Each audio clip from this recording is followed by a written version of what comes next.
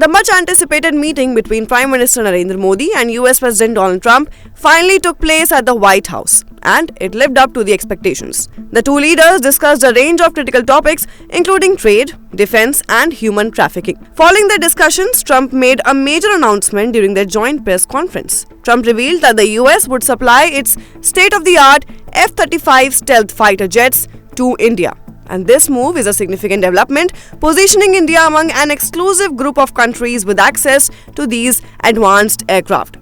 So what makes the F-35 special? Well, the F-35, developed by Lockheed Martin, is one of the most advanced and versatile fighter jets in the world. There are three variants, the F-35A, F-35B and F-35C, designed for different military needs. Its stealth capabilities are remarkable, deflecting radar energy like a slanted mirror, making it nearly invisible to enemy detection. The F-35 boasts cutting-edge technology, including a unique cockpit with touchscreens and a helmet-mounted display system that provides real-time information to pilots. It's powered by a single F-135 engine and has a heavy weapons payload. And why does the F-35 is a game changer for India? Well, for India, the F-35 represents a massive leap in aerial firepower, especially as China continues to modernize its military.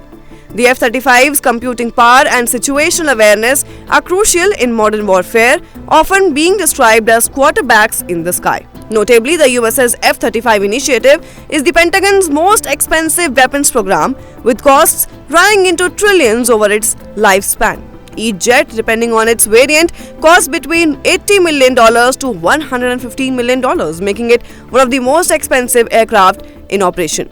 Therefore, Trump's decision to offer the F-35 to India marks a strategic shift in US-India defense relations and further strengthens India's defense capabilities. What are your views on this? Do comment and let us know. Till then, keep watching India TV.